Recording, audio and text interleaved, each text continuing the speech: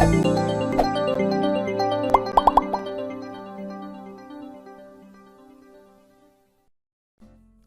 datang kembali di mata kuliah pengukuran dan kualitas perangkat lunak bagian kedua, dan saat ini kita ada di video ketiga. Bagi yang belum melihat video sebelumnya silahkan dicek di playlist. Di bagian pertama saya menjelaskan pemahaman awal dari pengukuran di ruang lingkup perangkat lunak yang itu berbeda-beda, termasuk di dalamnya ada 3 komponen pokok yang saya jelaskan di bagian berikutnya, yaitu produk, proses, dan people. Produk itu kalau di testing kita analogikan seperti black box, kalau yang di proses itu analoginya sama dengan white box, kalau di people ini masuk ke ranah MSDM ya, jadi bisa diperdalam di bab performance appraisal kalau Anda melihat video saya di playlist manajemen sumber daya manusia.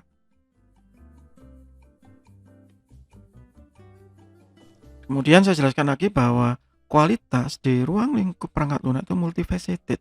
Jadi tergantung sistemnya, tergantung pemakainya, tergantung lingkungannya, dan tergantung penggunanya, sehingga tidak bisa dipukul rata. Nah, sekarang kita lanjutkan apa yang bisa diukur dari satu produk, khususnya perangkat lunak. Yang pertama adalah size metric, ukuran, defect based metric, tingkat kerusakan yang ditimbulkan. Loh, kok rusaknya dulu? Iya, reliability, durability itu konsep kualitas di awal ya. Kemudian cost metric, biayanya yang dikeluarkan.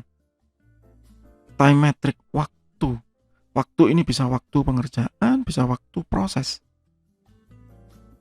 Sehingga nanti bisa didefinisikan lagi dengan atribut kualitas yang lain. Anda bisa cek lagi di video sebelumnya, cek mengenai 8 dimensi dari kualitas. Nah, size metric ini yang biasanya dianggap penting. Kalau dulu, kalau sekarang sulit. Karena ada OP, ada MVC ya. Mungkin kelihatannya sedikit tapi kompleks dibandingkan yang kelihatannya banyak tapi sederhana. Nah, itu karena sudah berbeda era ya, berbeda masa. Biasanya diukur menggunakan LOC atau line of code. Kalau saat ini saya tidak memandang bahwa LOC ini penting ya, karena ada template, ada kelas, ada macam-macam ya. Dan akhirnya kalau itu sudah panjang, maka kita sudah mengkonversi jadi KLOC. K-nya itu kilo ya, di dalam satuan ribuan ya. Masalahnya kalau dengan LOC ini misalnya, nah ini kalau zaman dahulu kala saya membuat sistem video rental ini zaman saya SMA, zaman saya kuliah awal-awal ya, kok pakai Pro gitu 2000 baris itu KLOC. Kalau pakai Pascal lebih banyak, assembly lebih banyak, ya pastilah assembly.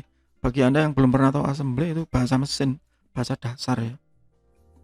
Membuat sistem informasi dengan assembly ya panjang Pak gitu. Iya memang. Apalagi kalau Anda merasakan membuat dengan AS400 bahasa COBOL. Wah, itu jauh lebih panjang lagi. Kalau database-nya ada di dalam source code ya.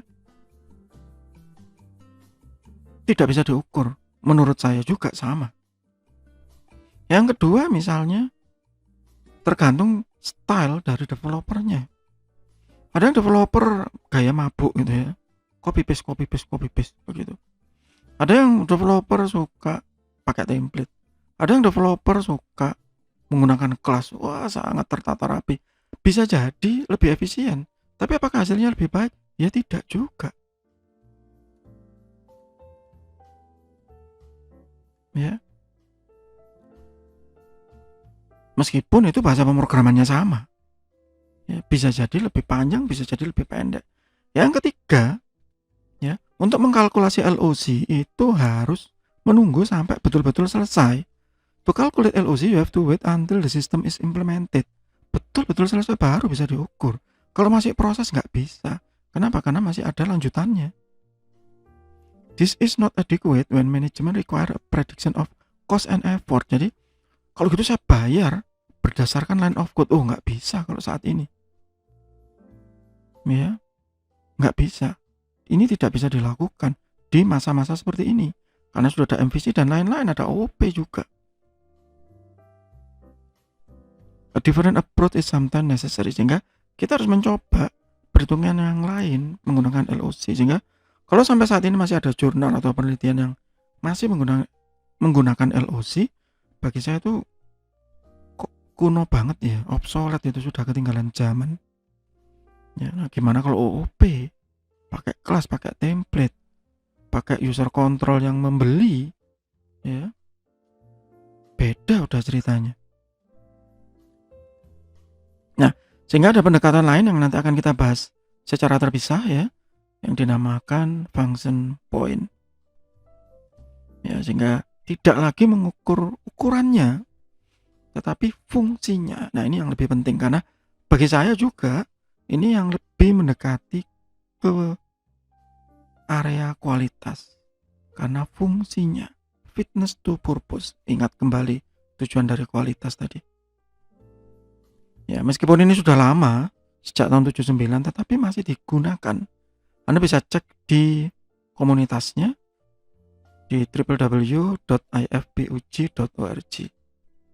Ya, di kelas saya di beberapa semester yang sudah lampau itu ada beberapa jurnal hasil UAS ya, hasil UAS yang sebenarnya semuanya disubmit ya, tapi tidak semuanya lolos di jurnal.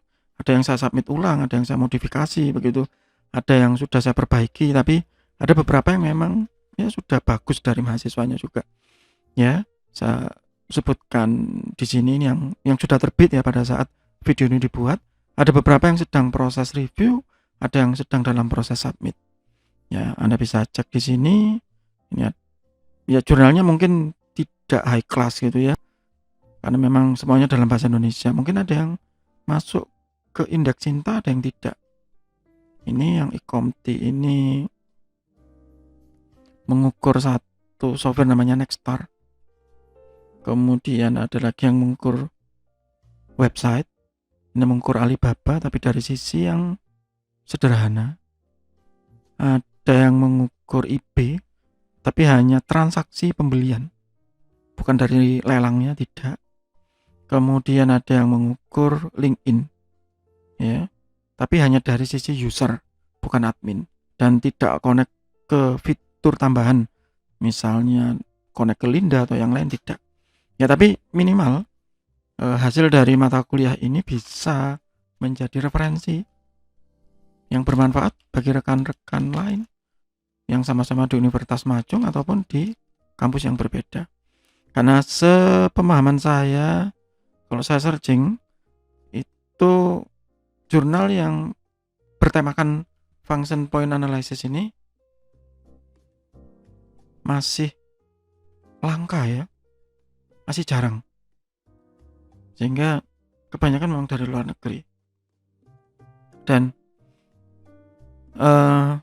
padahal ini penting sebenarnya begitu.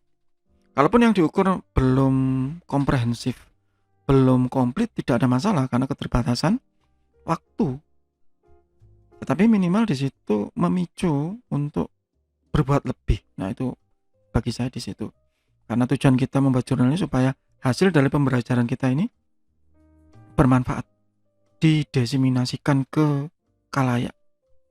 Ya, dan tidak hanya terbuang jadi paper kemudian ya numpuk gitu ya. Kalau itu berbentuk kertas ya numpuk dibuang, kalau itu berbentuk file hilang gitu aja. Kalau seperti ini kan beda, ada manfaatnya. Dan saya lihat terakhir di beberapa yang sudah dimuat ini sudah disitasi ya oleh beberapa rekan yang lain.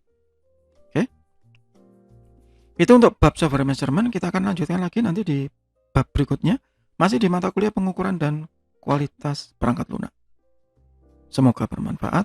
Tetap sehat, tetap semangat. Terima kasih.